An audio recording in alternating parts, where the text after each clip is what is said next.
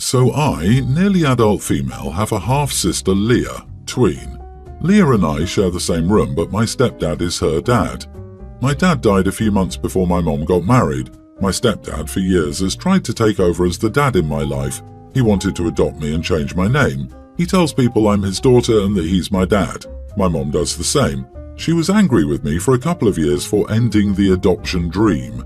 They decided that Leah didn't need to know, and so they've always told her we're full sisters, and it just took them a while to have her. Leah has often questioned why I call her dad by his name. It has always been something I've told my mom and stepdad they need to fix because I would tell her the truth someday. They said I wasn't allowed to, and that I could see this as a chance to let my stepdad be just my dad and to stop with the childish nonsense that I'd been keeping up for the last decade. Leah grew more and more questioning about it, so a few weeks ago I told her the truth after telling my mom it would happen.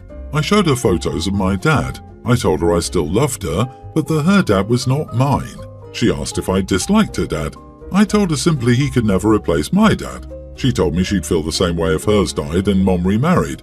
I told her I was glad she understood. She asked me if it made me sad or mad when people said the wrong thing about him being my dad. I said it did. That I didn't like it much, but I tried not to hold it against people. They were so angry when my mom and stepdad realized I'd told Leah. I was grounded for 3 weeks for going against them and for putting Leah in a bad situation. I argued back at the time that they were the ones who lied. My stepdad said it was not a lie because, despite legally and biologically not being my dad, he was the one who was there. He would be the one walking me down the aisle one day, and he would be a grandpa to my future children. And he's the one who will have been my dad for more than a decade. I told him he'll always be my stepdad of a decade or 2 decades or 3 decades, but the step will always be there. They're still angry and they upset Leah by correcting her and trying to make her call her dad my dad. So I feel bad now that she's got pressure on her to do what doesn't upset me. My mom pointed out that it's all my fault. Am I the idiot? Not the idiot. Please get out of that house as quickly as you can. Your mom and stepdad are the ones acting childish. The adult thing to do is to admit the truth rather than live a lie. My dad literally visits the grave of my mom's first husband at least once a year and encouraged my older sister to have a relationship with her father's family. Your mom and stepdad are too immature to be proper parents. And it's funny that he just assumes that he'll be there to walk OP down the aisle or be a grandfather. Like they're not doing everything to convince OP to cut them off the second she can. Like, yeah, in a normal, healthy version of this situation, it would be super touching to let stepdad take that spot. But in this situation, I'd laugh in his face. I'd tell her the truth someday. They said I wasn't allowed to. Why do so many parents try and play this stupid game? If more than one other person knows these family secrets, they will eventually come out. It causes more damage than if they'd sat down and explained what happened and that they love each other. In any case, there's no turning back for any of them. Why not tell the truth? It's shocking that the tween half-sister has more empathy, understanding and maturity than the parents. I feel terrible for both kids. They're probably using stepdad's last name on paper without the legal change. You can do this for a lot of things, actually. My high school boyfriend was registered under his stepdad's last name in school, but when it came time for legal things like his diploma, it was under his birth dad's name. Seriously, I want to smoke what the stepdad is smoking. He seems to be way more delusional than my delusions of becoming a billionaire by 30. OP, reassure half-sister that you are sisters and will always love her. Get out of that house ASAP and cut contact with the entitled stepfather. And consider they're trying to force you to be his daughter. They may deny you contact with your sister once you leave, but the problem is someday she will leave also. It's all their fault. All of it. Every bit of it. My sister-in-law, husband's sister, 29, and her husband, 34, rent out our basement currently. They have the entire basement to themselves, with the exception of my laundry area. They pay $450 a month to be here, and 9 times out of 10 they eat their meals with us as well. They chip in very little to food cost, however. They ran into hard times and needed somewhere to go 2 months ago, and we opened our doors to them, despite me being ready to pop. I had my daughter 2 weeks ago. Since they moved in, my sister-in-law will sleep all day, she works overnight shifts, and my brother-in-law will come upstairs to my living room about 5 or 6 a.m. and take over the entire space. He'll put the TV on and then sit there with his laptop playing video games, and he will not leave the living room at all until 8 or 9 p.m. My sister-in-law even brings his food to him in the living room. The only time he gets up is to go to the bathroom or get himself coffee. Now, he's very much a 50s-style Southern boy. This man does not lift a finger at all, and he has never so much as boiled water because that's a woman's job. He doesn't pull that crap with me, but he does when it comes to my sister-in-law, who works all day when he is unemployed due to a back injury. Anyway, I breastfeed my daughter and I refuse to be limited in my own space, so I will absolutely go into the living room and nurse my child. I make sure I'm not exposed. Damn near every time I go to nurse, he'll be like, "I don't want to see that crap." Think Southern hillbilly accent. Or when my husband gets home, he'll say, "She trying to whip her boobies out of my face again." And I'm honestly so fed up and disgusted with him that I snapped and told him he's not welcome in my living room at all anymore, and he can sit his stupid butt down in the area his wife pays for. Sister-in-law is trying to get me to change my mind because they don't have a TV down there. The plug-in doesn't reach his laptop, and sitting on the bed all day hurts his back. But I refuse. I don't care how much discomfort it causes him. He grosses me out, and his face makes me want to vomit, and he needs to stay away from me completely. My husband is on my side, per usual, but it's causing issues for my sister-in-law because her husband's just an idiot in general. Am I the idiot? Not the idiot. They rent the basement space. The living room is your space. He has no business taking up your space and then complaining when you use it as well. Actually, sister-in-law needs to leave this unemployed adult who just sits on his butt the whole freaking day doing nothing, with the excuse of a new ailment every few months. People divorce for no apparent reason, but in such cases they have to, but they don't. I wonder why. I don't think he actually has a back injury. Every year it's something different, like last year it was crow's feet, the year before it was his shoulder. He just finds every excuse possible not to work, and he will ride out an injury for at least 10 months out of the year, work for 2 months, and then claim a new injury. He's just lazy. Crow's feet? Like the wrinkles next to your eyes? An extension cable costs $5. If the bed hurts his back, then he can sit on the floor or buy a chair. This guy is overstepping boundaries. They rent the downstairs. He can at least ask if he wants to play a game or use your TV. And to give you crap over breastfeeding? He has to go. I, 30 male, have been on edge lately, and the complications with my wife's 31 pregnancy have only added to our stress, her even more so. After a long, messy delivery, my wife was having trouble talking and couldn't calm down, and was breaking down essentially. She was just wheezing and reaching for the baby for a few minutes, and the nurse said, "You need to calm down, it's over, it's not about you anymore." After I got my wife to breathe and relax a bit, I approached the nurse and said she should have a heart and understand what my wife was and is going through, and she said, "Oh, okay," in a way that made it clear she didn't care. So I just looked at her and told her to be quiet if that was how she decided she wanted to waste everyone's time. She said, "If you'd let me do my job, I could get you 3 on your way home soon. Is that all right?" I said I was sorry, but I wasn't going to let my wife be treated like that, and if this was a chore for her to deal with, she should rethink being a nurse.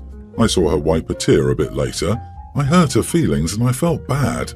Not the idiot. This nurse was exactly like the monsters who gave my mum PTSD by mistreating her during and after her birthing me. There's a notion that you stop being a real person once you become a mum because you've essentially passed your personhood onto your kid. You yourself don't matter at all anymore. It's dangerous misogyny, and I'd never feel safe with a nurse like that. I hope she gets fired. I think the nurse forgot that it's not about her. It absolutely is about both mother and baby. I kicked a nurse out for having an attitude and requested a different one. I just had a baby and I didn't care what was going on in her life at that time to have a crappy attitude, but I wasn't about to deal with it. 24 hours of labor followed by an emergency C-section. Get your attitude out of my room. You did the right thing. You're a great husband for standing up for your wife. Yes, most of us don't want conflicts, especially in stressful situations, but your wife went through serious trauma, and that was a seriously unkind thing to say to her. "It's not about you anymore" is messed up. Your baby needs a healthy mother, not someone who disregards their own health and struggles. Precisely. The nurse's comment makes it seem like she was just a vessel, and now that she's emptied, she doesn't matter anymore. She's still a patient who needs care. No nurse should be speaking to a patient like that. OP should report this incident to her supervisor, if for nothing else to show her that there are consequences should she do this to another patient in the future. My 22 female best friend Jenny, 23 female, just recently had a baby with her husband Tom, 25. My boyfriend and I met their baby boy for the first time last weekend when they came over to our flat for dinner. We have a hot tub on our balcony that my parents gave us for Christmas last year, and I told them to bring swimwear so we could go in after dinner. My boyfriend wasn't up for it, so he held the baby while we three got ready to get in the tub. Jenny was the last person to get changed and came out of the bathroom in a bikini. I thought she looked amazing, really happy and glowing, but Tom laughed and said something about her still having some weight to lose before she'd be as attractive as she was before her pregnancy. I was a bit stunned by that comment, and even though Jenny didn't say anything, her smile disappeared and she looked obviously uncomfortable. She and I had talked about her struggle with weight gain during her pregnancy, and I thought Tom's comment was more than insensitive. I got angry because I started wondering why he might be saying to her in private if he was comfortable dropping lines like that in front of other people. So I responded, "She just had a baby, what's your excuse?" The dude has a hefty beer belly and a double chin but thinks he can joke about a new mom's weight. He got really defensive and told me that I needed to learn how to take a joke before stomping off to the hot tub. Jenny chuckled at my comment, and I thought that was that. But when they left for the night, Tom pulled me aside and told me to keep my nose out of other people's business. I don't think I was entirely in the wrong, but my boyfriend told me I shouldn't have reacted at all because it really wasn't my business. I think Tom's reaction speaks for itself, making me wonder whether I might have been the idiot in that situation. Not the idiot. Insulting your partner in front of other people deserves a calling out. Good for you, OP. Keep fighting the good fight. The only way to stop a bully is to throw whatever they're giving right back in their smug face. We cannot tolerate the intolerable. Also, he can't claim it's a private matter when he said it right in front of you. Why can he joke about his wife's body after she just gave birth to his baby, but no one can respond in kind about his body? Now you know why she struggled with her weight gain during pregnancy, because she had an insecure idiot at home making comments about it. And your boyfriend's reaction is a huge red flag if you ask me. Yeah, the boyfriend's don't rock the boat attitude really rubbed me the wrong way, especially since the woman getting insulted was OP's best friend. Have a serious conversation with your boyfriend about his values, because no one should be comfortable remaining silent in the face of that kind of nasty behavior. My son just graduated high school and we were paying so he could go on a road trip with his friends. He was supposed to go Wednesday, but my wife's mother and father got in a car accident. They live in another state, so we drove about 4 hours. My wife was a wreck and wasn't in a position to drive since her dad was in critical condition. He pulled through, luckily. We have 2 other kids, tween and pre-tween. We can't leave them at home alone, and we couldn't find a sitter to watch them on such short notice. We even tried our neighbour, but he couldn't do it. So that left our 18-year-old. He was angry, to put it mildly, but he did it. I told him we would make it up to him, and if he could ask if his friend could move it back a week. They couldn't, sadly. We were gone for 2 days, he pulled through. My wife stayed and I headed back. I paid him for watching the kids and went to talk to him about getting him on the trip. It was supposed to be 2 weeks and they should be just to stay over. He blew up about ruining his trip and said there was no point going even though it would still be 12 days of the trip. He called me a jerk and locked himself in his room. I need another opinion since this was an emergency and he doesn't seem to care his grandparents almost passed. Honestly, you are the idiot. I don't care why you couldn't take your kids. It's their grandparents who are in critical condition after all. They're at ages where you don't have to keep your eye on them every single second. It shouldn't have been that much of a bother. And what would have happened if he'd already left? It's not your job to police his feelings about his grandparents. People are allowed to feel how they feel about people. Not the idiot, and the people who constantly answer, "He's not your children's parents," are exhausting and out of touch with reality. He wasn't parenting, he was looking after them during an emergency. When something like that happens, you are supposed to help your family. You're not an island, your interests and needs are not the only ones that count. Opie even offered to take him on the trip so he wouldn't lose all of it, but his son refused. He could still go and spend 12 days with his friends. Instead, he threw a fit and skipped 2 whole weeks of vacation because he had to stay home for 2 days. Son can be upset, but he chooses to be stupid about this. He should have accepted the lift. Right? Only in an alternate universe where 18-year-old spoiled kids' wants trump an entire family's emergency needs. It's horrible. I can't imagine at 18. I wouldn't have missed a trip to help my family out, and to be honest, I wouldn't have felt like going on a fun trip if my grandfather was possibly dying. There's something wrong with this kid. Some of us have good families that we actually care about. Update: am I the idiot for having my son miss his graduating road trip to watch his sibling? Well, he called his mom. Let's say it didn't end well. He said basically the same thing he said to me, and my wife had a breakdown on the phone with him, and she sent him the injuries and pictures of Grandpa and Grandma. He finally came out of his room and told me he wasn't going to go on the trip and that the plane tickets weren't needed. I talked to my wife and I'd never heard her that mad. On the good news, Grandpa has some feeling back in his legs, which was a huge concern. For people saying we didn't have an emergency plan, we do. First, my closest friend, vacation. Main babysitter, not available. Backup babysitter, not available. Last resort, grandparents, hospital. We tried to find someone, so we even asked our neighbour, whom I have a good relationship with. I had a conversation with my son about everything.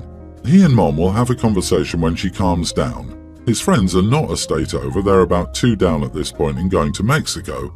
They'll probably get to the border tonight. They were supposed to be going to California. He had his passport and everything ready. This is a mess.